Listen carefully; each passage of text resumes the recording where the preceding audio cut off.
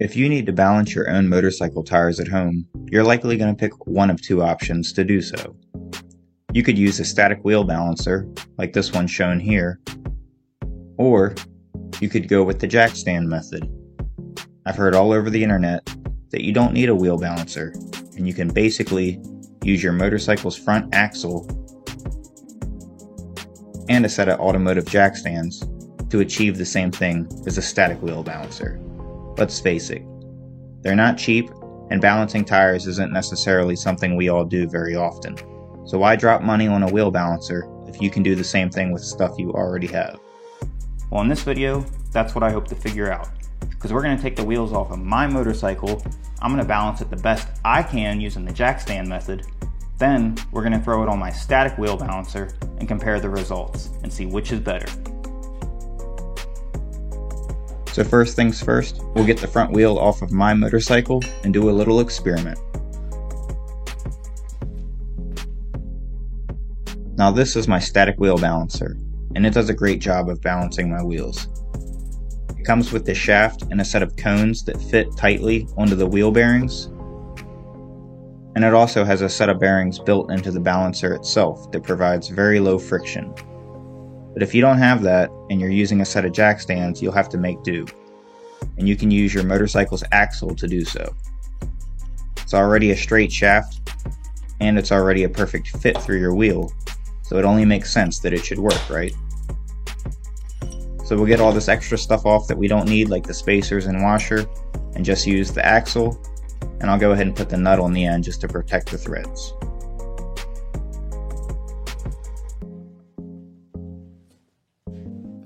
Now for selecting a pair of jack stands, you can see these large ones pushed all the way together because they're so big, provide a pretty large gap between the top.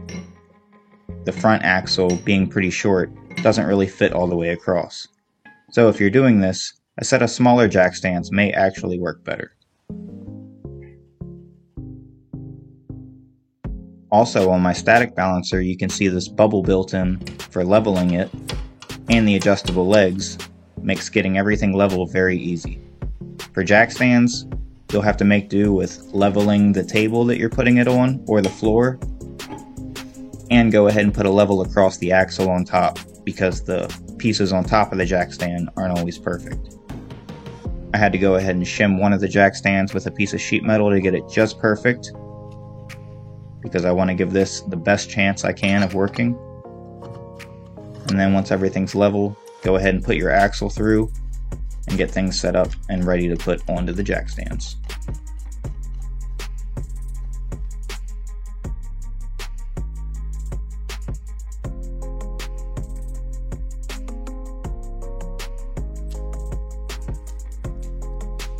Of course, if you have old wheel weights on there, go ahead and remove those first.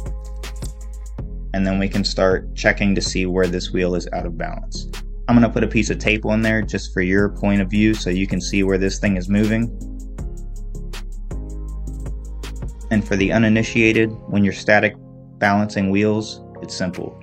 You just rotate the wheel, and if there's a heavy spot, it will fall directly to the bottom, leaving the lightest spot on top, telling us where we need to add weight to compensate. Now, moving this wheel around, you can see right away there's a little bit of a problem. It's not moving at all, it's acting as if it's perfectly balanced, which I happen to know for a fact that this wheel is not balanced. I checked it before recording this.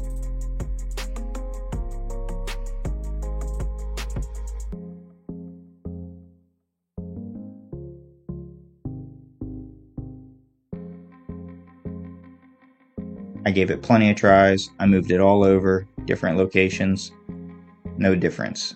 No matter where I put it, it just stayed put.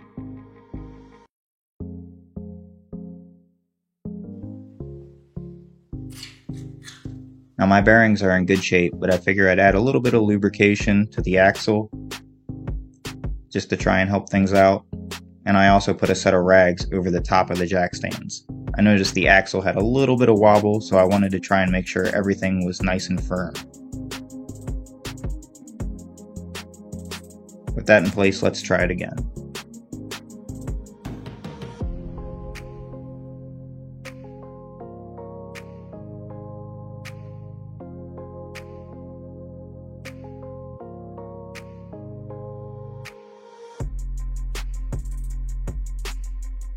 No luck, same results. No matter where I put it, the wheel doesn't want to respond.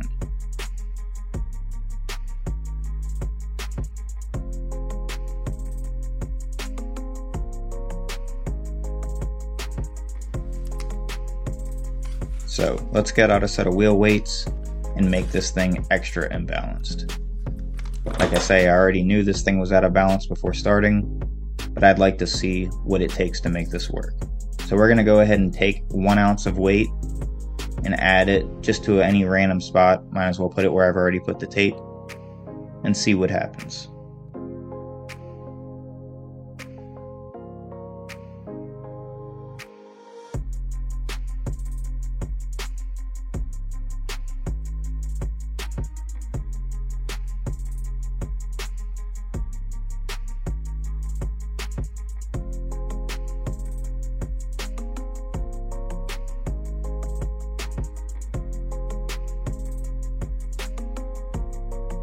And look at that, this wheel still isn't moving. It was already not a balanced wheel, and I've added 1 ounce of weight to it, just at any random location. So this thing is definitely not balanced. Yet, on the jack stands, it still won't move. It's behaving as if it's a perfectly balanced wheel. Now I think the problem for this is the friction. Don't get me wrong, my wheel bearings are in great shape, and they provide low friction, but just not enough for this to work like it needs to. That's why on the static balancer, it has the extra wheel bearings built in, so that the shaft can ride on those as well. That's what allows the wheel to so freely move and make fine adjustments in balancing it.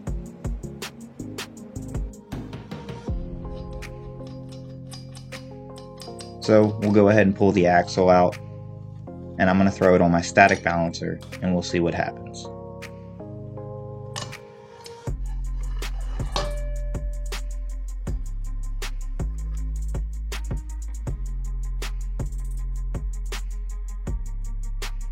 But again, on the static balancer, we've got the same amount of weight as we did before on the jack stands. 1 extra ounce of weight added at just some random location right there on the blue tape. And you can see right away we get a response. The wheel always wants to settle to the same location. It's actually not settling right where we added the weight because this wheel was already not perfectly balanced. I think between that spot and where we've added the weight, it's finding the spot kind of in between to settle. But the point is that it settles perfectly every time to the same spot. So with more weight, we're going to go back to the jack stands and see what it takes to make the jack stands respond.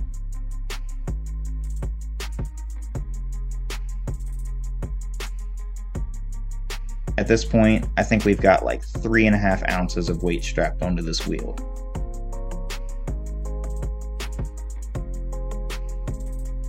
And finally, it starts to work like it should, the heavy spot settling to the bottom.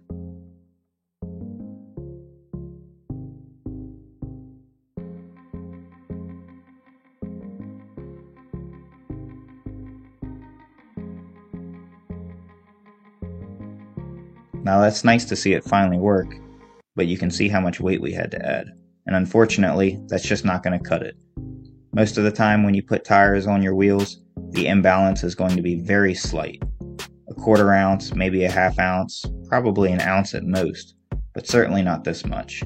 If you were trying to do this with just jack stands, at least in my case, you'd never be able to find the heavy spot.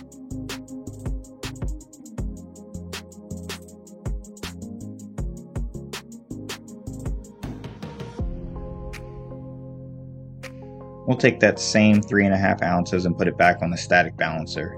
And as you would guess, of course, it settles to the bottom right away. So, in conclusion, for me, I couldn't get the jack stand method to work, which was a real bummer because I was really hoping that it would.